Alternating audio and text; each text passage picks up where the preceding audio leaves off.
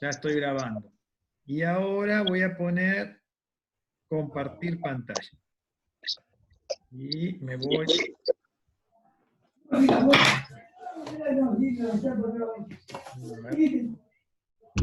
Ahí estamos.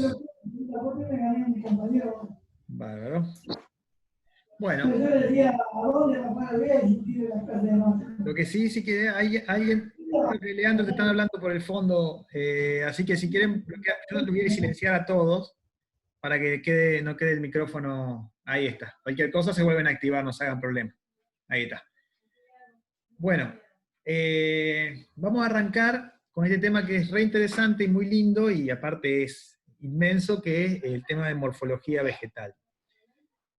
Morfología vegetal, básicamente y simplemente, es el estudio de las partes de la planta y las estructuras que forman parte de esta planta.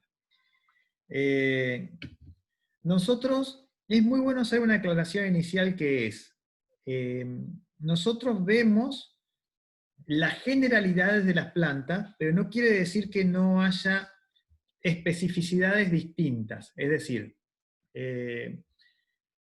existe una variedad inmensa, inmensa de plantas con adaptaciones y estructuras totalmente atípicas a lo que sería la generalidad de la morfología vegetal.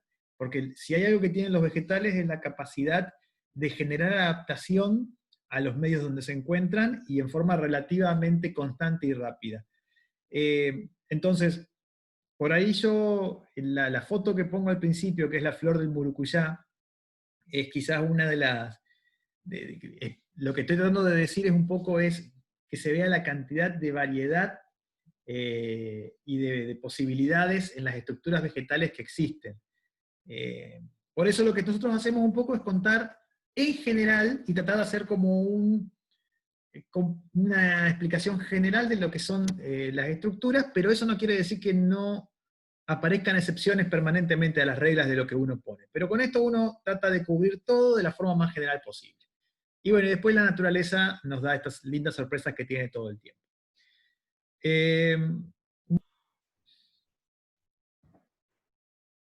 ¿Están usando internet los chicos? Bueno, si le puedes decir a Juan que desconecte, por favor. Bueno, me corté yo. Bueno, para hacerla más ordenada, creo que quedamos acá. Lo que hice fue un ordenamiento de las partes y las estructuras que vamos a ver, y le puse determinadas ítems asociados o vinculados. En este caso, vamos a ver, por un lado, lo que es la hoja, y acá vamos a estudiar la célula vegetal, que es lo que vamos a ver hoy. Después vamos a ver tallo, raíz, y ahí vamos a estudiar los tejidos vasculares, ¿tá? Que es algo que vamos a ver más adelante. Después vamos a hablar del concepto de yema, y ahí vamos a introducir el concepto de meristema, que es el eje constitutivo de una yema, que bueno, ya vamos a hablar más adelante. Después vamos a ver flor, semilla y fruto, que están íntimamente relacionados con el aparato reproductivo o el ciclo reproductivo de las plantas. Hoy nos vamos a concentrar entonces en lo que sería hoja, célula vegetal y un concepto fascinante que es el de la fotosíntesis. Pero, antes que nada, lo primero que tenemos que hacer, un segundito por favor. Sí, rápido. No, sin el cargador tienes toda la carga. ¿Sin cargador? O sin, bueno, nada. ¿Un cargador lo voy a llevar así? Perdón. Bueno, lo primero que vamos a entender y ubicarnos es cómo se clasifica y ordena el reino vegetal. ¿Está? Bien, este es un concepto y de conocimiento general que es importante que ustedes lo tengan más o menos en claro.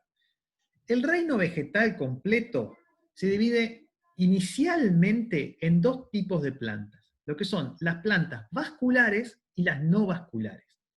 ¿Qué significa que una planta sea vascular? Es que tengan xilema y floema.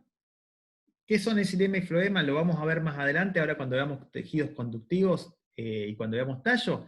Pero básicamente, el xilema son los canales, los conductos por los cuales la planta absorbe la savia bruta, es decir, el agua y los nutrientes del suelo, y el floema es el sistema de conductos por el cual reparten la savia elaborada. Es decir, son aquellas que tienen una especie de sistema circulatorio avanzado. Esas son las plantas vasculares.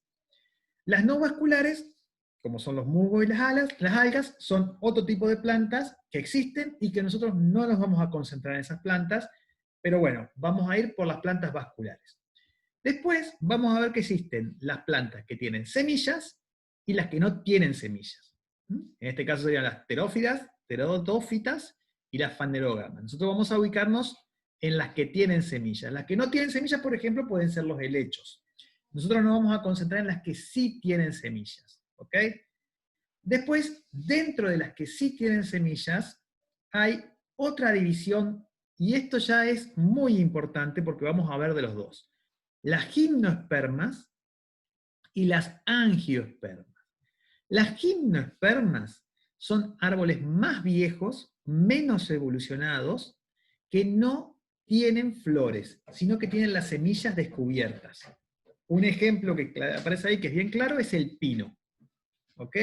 Son esas que tienen la piña, esos son las gimnospermas. Son plantas de mucho más antiguas, por ejemplo, una araucaria o un pino, tienen muchísimos más años de antigüedad, millones de años de antigüedad en evolución, que lo que puede llegar a ser, por ejemplo, una planta con una flor, como puede ser, por ejemplo, un jacarandá, o un ibirapitá, o cualquier planta, una margarita, por ejemplo. La margarita, o la flor, básicamente es uno de los órganos más avanzados y evolucionados dentro del mundo vegetal.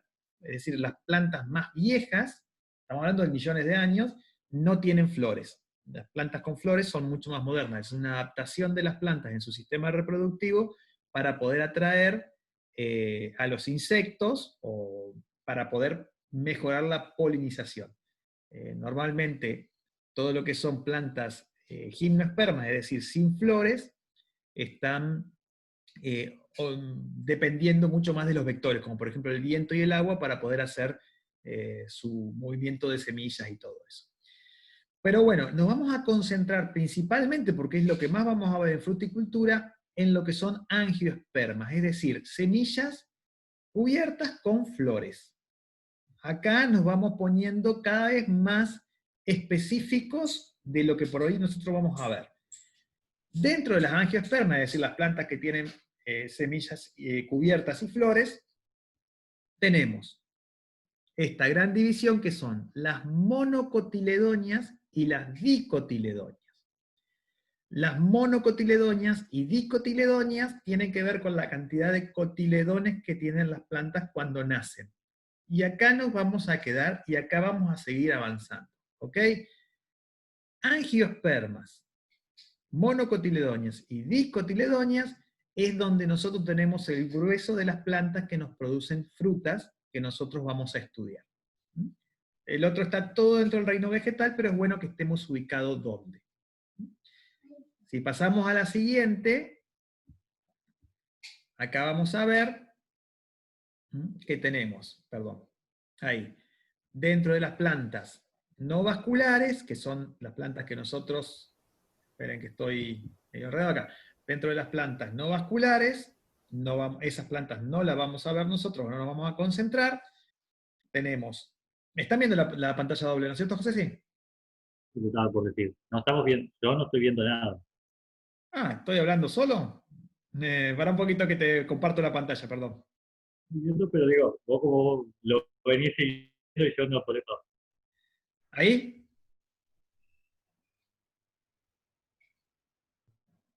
Digo, ¿Ahí sí ahí ven la está. pantalla? Sí, ahí está. Bien. Ahí están viendo los gráficos, ¿no? Sí. Sí, sí, ahí se ve. Perfecto, perfecto. Bueno, este gráfico lo alcanzaron a ver, lo que es la clasificación del reino vegetal. Tenemos, vamos de vuelta. plantas Ah. vasculares y no vasculares. No, no. ¿Ahí se ve bien? Sí, sí, sí. Perfecto. Sí, perfecto. Bárbaro. Bien, vamos de vuelta entonces. Plantas vasculares y no vasculares. Nos vamos a concentrar en las vasculares, es decir, que tienen floema y xilema diferenciado. Después, sin semilla y con semilla. Nos vamos a concentrar en las con semilla. ¿Mm? De ahí tenemos la división que es gimnospermas, que son las que no tienen flor y las semillas están descubiertas, como por ejemplo los pinos, la araucaria, todas esas plantas que tienen las semillas descubiertas, y las angiospermas, que son las que nos interesan, que son las que tienen semillas cubiertas con flores, semillas cubiertas y flores, y después dentro de eso nos concentramos en las monocotiledonias y dicotiledonias. ¿Está? Otro ejemplo para verlo, acá tenemos las vasculares, las no vasculares, las vasculares. Acá están las gimnospermas, donde tenés, por ejemplo, las coníferas. Son estas plantas, ya les digo, más antiguas. Y acá aparecen las monocotiledonias y dicotiledonias dentro de lo que serían las angiospermas, que son las plantas con flores. Y acá nos vamos a quedar y a estudiar un poquito más.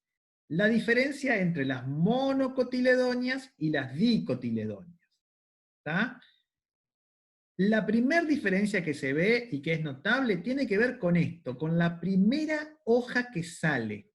Se llaman cotiledones. Tenés la monocotiledonia que tira un cotiledón solo, una hojita sola, y las dicotiledonias tienen dos hojitas, es decir, dos cotiledones. Estos cotiledones son estructuras de reserva.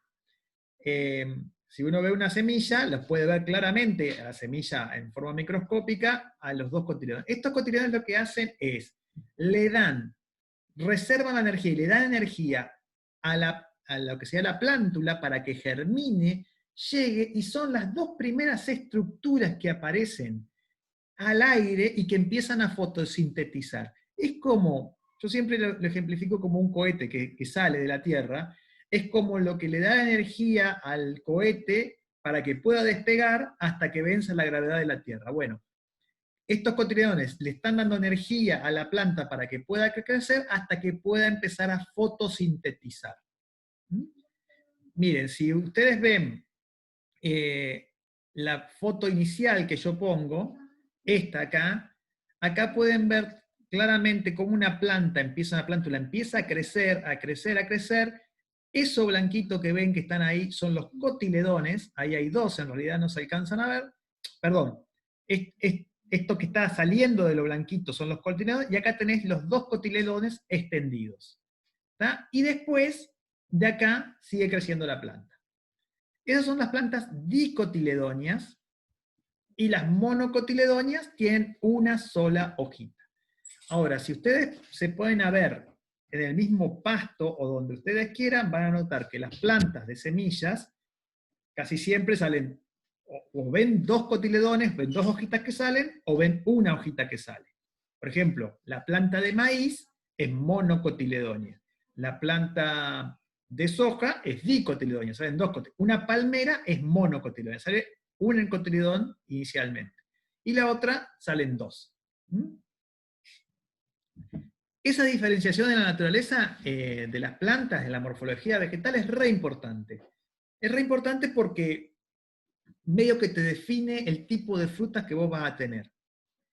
Si seguimos avanzando, ustedes pueden ver, por ejemplo, acá, las monocotiledonias, ¿ven? Acá tiene esta sola hojita que sale, como una semilla de maíz, o las dos cotiledonias, la dicotiledonia, perdón, con dos hojitas, y, por ejemplo, la planta de poroto que hacíamos en su momento en los germinadores, ¿no? Pero esas no son las únicas diferencias que tienen las monocotiledonias y las dicotiledonias. Por ejemplo, si bien lo más notable tiene que ver con estos dos cotiledones, con dos o con un cotiledón que sale, también tenés otras estructuras que las podés ver claramente, por ejemplo, en las hojas. Las hojas de las dicotiledonias tienen la estructura nervaduras ramificadas, es decir, como ustedes conocen las hojas, todas las nervaduras entramadas en forma de una red. Mientras que en las monocotiledonias, las nervaduras, es decir, las líneas internas de la hoja, son paralelas. Y ahí a ustedes se les viene a la cabeza las cañas, un montón de plantas que ustedes se dan cuenta que tienen las nervaduras de las hojas paralelas. Esas son monocotiledóneas. Si las cortamos y vemos los haces vasculares, porque ya vimos que estas plantas son vasculares, es decir, que tienen claramente diferenciado lo que es el xilema, que es donde va la savia bruta, del floema, que es donde va la savia elaborada, vamos a ver que las haces vasculares están dispuestos de una forma radial, es decir, ordenada, mientras que en las monocotiledóneas están esparcidos y de otra forma no tan ordenada. Las flores son distintas también. Vamos a ver que después Mariana lo había contado en la clase que el otro día habló de vid. Vamos a ver que las piezas florales tienen una conformación determinada que sirve para identificar las plantas, y por supuesto los granos de polen, pero nosotros para que lleguemos a ver un grano de polen hay que andar un rato largo pero bueno, tienen diferencias. Entonces, medio para ubicarnos, nos estamos concentrando, porque el grueso de la fruticultura que nosotros vamos a estudiar está concentrado acá, en lo que son las plantas vasculares, y dentro de las plantas vasculares nos vamos a concentrar en lo que serían las angiospermas dicotiledóneas.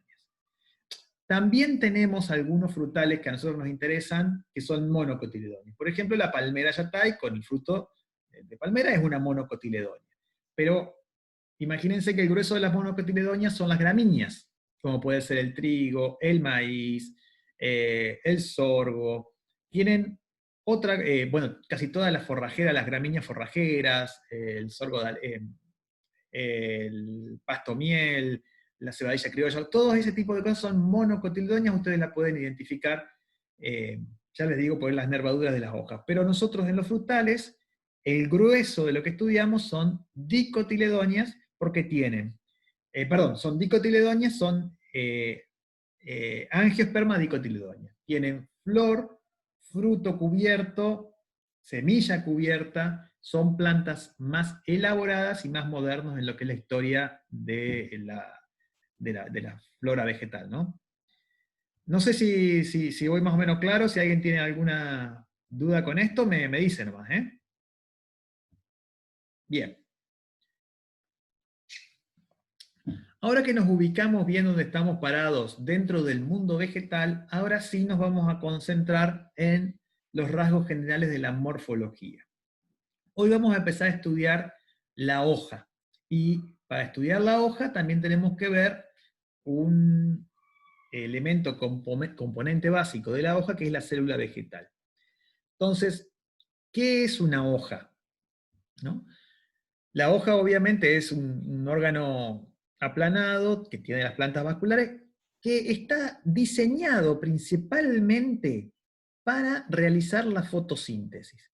Yo puse acá un gráfico de la cantidad y variedad de hojas que existen, para que ustedes tengan una idea de lo infinito que es el mundo de las formas vegetales. Para poder considerar una hoja, para decir, bueno, ¿dónde empieza la hoja? ¿Qué tipo de hoja tengo? Lo primero que tengo que reconocer es la yema. Una hoja, para ser hoja, tiene que tener una yema en la base. Es decir, por ejemplo, ustedes vieron la hoja del nogal, con Mariana. Esa hoja del nogal tenía una hoja compuesta, muchas partes, como esta que está acá.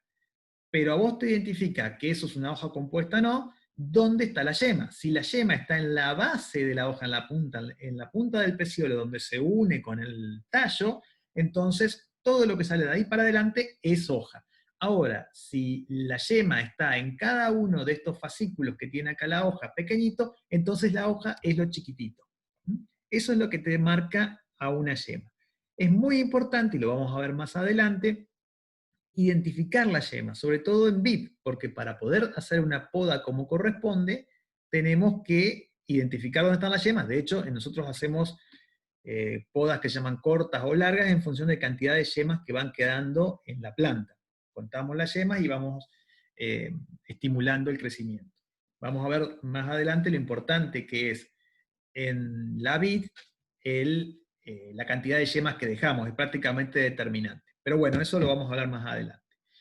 Bueno, una hoja normalmente tiene esta yema, después tiene lo que se llama, perdón, que moví todo, el peciolo, que es lo que une el tallo a la lámina.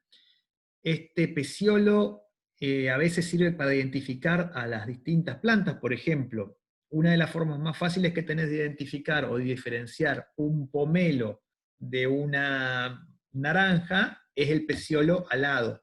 Las hojas, el peciolo del pomelo tiene aletas, un par de alas bastante notables que nos permite darnos cuenta que es pomelo rapidísimo.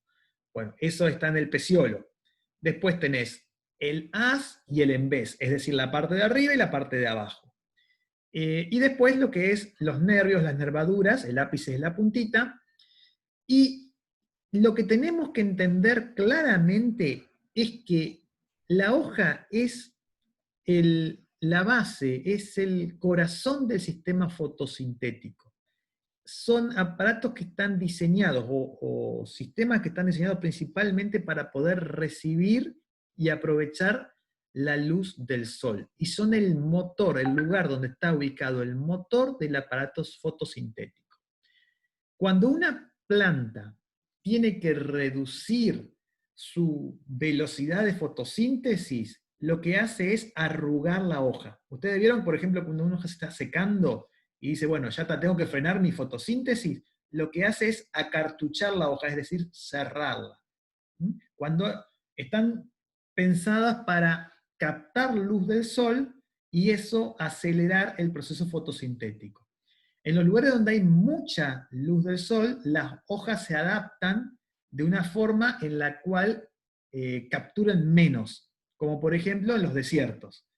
La adaptación de una hoja para capturar menos luz y perder menos agua es la espina. La espina es una hoja modificada para un lugar muy seco. Por otro lado, en los lugares donde tiene la capacidad de fotosintetizar mucho y de recibir mucha agua y de hacer mucho crecimiento de plantas, las hojas son más grandes. Por eso vos en las zonas tropicales, por ejemplo, podés ver unos hojones enormes de plantas tropicales gigantes. Otra adaptación muy interesante que tiene la hoja es la capacidad de girar y buscar el sol, lo que se llama fototropismo positivo, es decir, buscar la luz del sol. Entonces ustedes pueden ver que una planta con el tiempo va girando y moviendo sus hojas hacia el lado donde está el sol. ¿Por qué? Porque la razón de vivir de una hoja es tratar de capturar la mayor cantidad de luz posible. Ese es el objetivo de una hoja. Yo lo comparo con a un árbol, a una copa de un árbol, por ejemplo, lo comparo con un sistema de captación de paneles solares súper eficiente.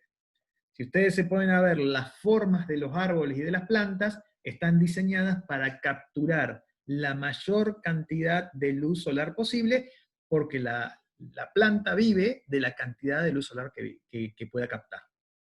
Y el ladrillo inicial y fundamental dentro de este proceso es la hoja. Bien. Una vez que nosotros vemos hoja, lo siguiente que tenemos naturalmente que ver es cómo está compuesta esta hoja y por qué es tan importante. ¿Y cómo está compuesto esto? Está compuesto de lo que llaman células vegetales. Como todo organismo está compuesto de células, pero en este caso tenemos la diferenciación bastante clara que tenemos entre célula animal y célula vegetal. Las células animales y vegetales son células eucariotas, es decir, células avanzadas. Las células avanzadas tienen esta característica de tener núcleo. Si tienen núcleo y es básicamente una célula avanzada, un núcleo diferenciado donde tiene el material genético. Pero entre la célula animal y la célula vegetal hay dos diferencias bien marcadas y bien importantes. La primera es que las células vegetales tienen pared celular, mientras que las animales no. Las dos tienen membrana celular, pero la vegetal tiene pared celular. Y lo otro que tiene de diferencia es que el animal no tiene cloroplastos y la vegetal sí tiene cloroplastos. ¿Está? Esta es la principal diferencia entre una y otro. Ahora voy a pasar a la siguiente diapositiva. Diapositiva, parezco viejo. A la siguiente transparencia, no, a la siguiente pantalla, donde voy a mostrar las dos cosas. Una es los cloroplastos que hablábamos de la célula vegetal que no tiene el animal. Y la otra es la pared celular que tiene la vegetal que no tiene el animal. Los cloroplastos son pequeños organelos que están dentro de la célula que son donde y por el medio de cual se pueden realizar la fotosíntesis. Son estos organismos que tienen la capacidad de recibir luz solar y transformarla en energía aprovechable por la planta. Estos cloroplastos hacen a los vegetales únicos en el mundo, uno de los pocos seres vivos, los vegetales que pueden tomar luz del sol y aprovecharla directamente como energía. Esos son los cloroplastos. Son de color verde y tienen un sistema interno que les permite ser estimulados por la luz del sol y que la energía del sol se aproveche dentro de la célula y a su vez dentro de la planta. Un dato interesante que tiene es que el color verde lo que demuestra es que pueden absorber prácticamente toda la gama de colores que hay en la luz, menos el verde. Menos no sé si me explico claramente. La luz está compuesta de todos los colores, y lo que nosotros vemos de algo es el color que no se absorbe dentro de ese organismo. Bueno, en este caso, por ejemplo, el cloroplasto al ser verde, absorbe todas las ondas de colores, la roja, la azul, la amarilla, todas, menos la verde.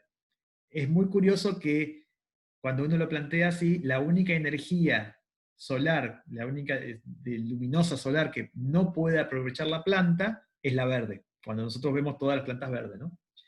Bueno, estos cloroplastos son fundamentales y acá se da todo el proceso de la fotosíntesis que ahora vamos a ver dentro de un ratito. ¿Está? Lo siguiente que tiene de diferencia es la pared celular. La pared celular es una estructura que está compuesta principalmente por una molécula de glucosas enredadas, unidas, y que del formato en que queda, se llama, y por la forma en la que queda unidas a esos compuestos, el nombre que recibe es celulosa. Ustedes lo van a haber escuchado, porque bueno, al fin y al cabo es, por ejemplo, el componente principal del papel. Todas las paredes celulares de los vegetales contienen celulosa. Y un compuesto que es más duro y menos flexible que la celulosa, que se llama lignina. De acuerdo a cómo se va componiendo, es la estructura celular de las paredes, se arma celulosa y lignina o lignocelulosa.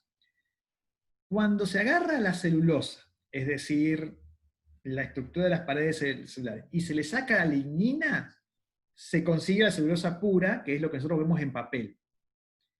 Cuando queda mezclado, dependiendo de la cantidad de lignina que tenga, la rigidez que pueda llegar a tener esa estructura vegetal. Por ejemplo, un tronco tiene mucho más lignina que celulosa. Una hoja, mientras más nueva y más flexible es, tiene mucha más celulosa que lignina. A medida que las plantas se vuelven más viejas, van cada vez incorporando más ligninas en su estructura. Entonces se vuelven más rígidas. Mientras tanto, vos tenés la celulosa que siempre va creciendo y va conformando. Vos podés hacer, por ejemplo, papel de cualquier estructura vegetal.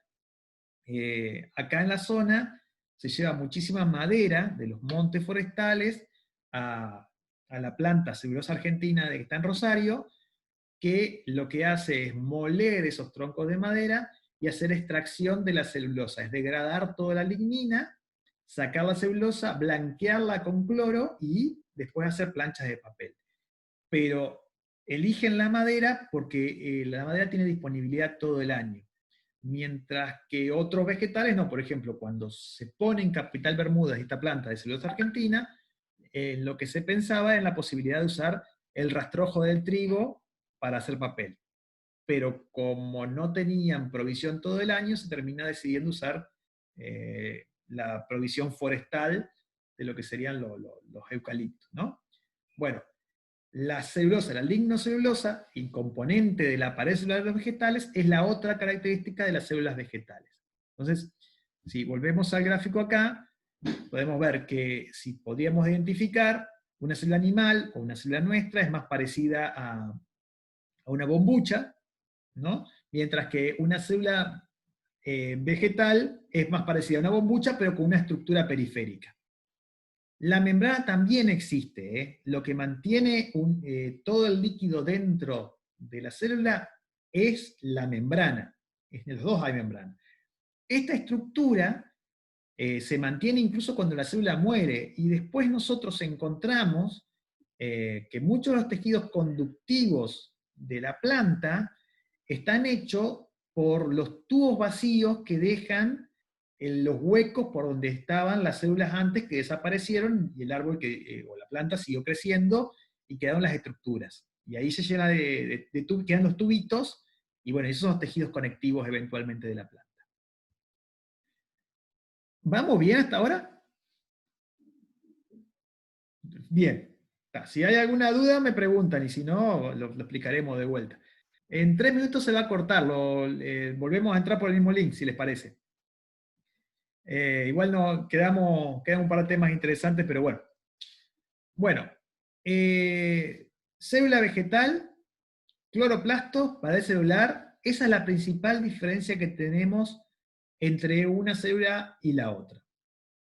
Cuando entramos al tema cloroplasto ya tenemos que entender este concepto que también va a ser rector y guía de todo lo que vamos a ver para adelante. Y es el concepto de fotosíntesis. Bien, la fotosíntesis es el corazón del sistema vegetal, de crecimiento vegetal del mundo. Sin la fotosíntesis no hay vida, es el proceso más importante que hay en el mundo.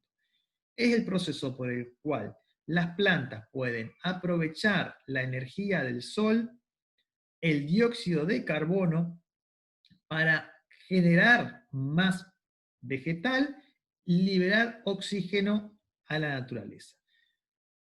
Son los productores primarios de alimento los vegetales. O sea, nadie tiene la capacidad de tomar energía del sol y convertirlo en más ser viviente, en sintetizarlo, solamente los vegetales.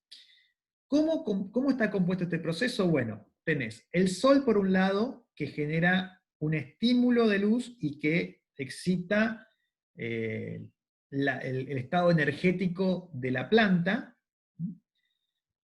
Con esta energía la planta puede absorber dióxido de carbono y con la presencia de agua y minerales presentes que necesita, liberar oxígeno. Esta es la ecuación general. Acá hay una ecuación general de la fotosíntesis que es dióxido de carbono, el dióxido de carbono del aire, más agua, más luz, genera hidratos de carbono, que es básicamente más planta, y libera oxígeno. La fotosíntesis tiene dos fases, una fase luminosa y una fase oscura. ¿Okay? Son necesarias las dos fases para completar el sistema. Una parte se hace de día y otra parte se hace de noche.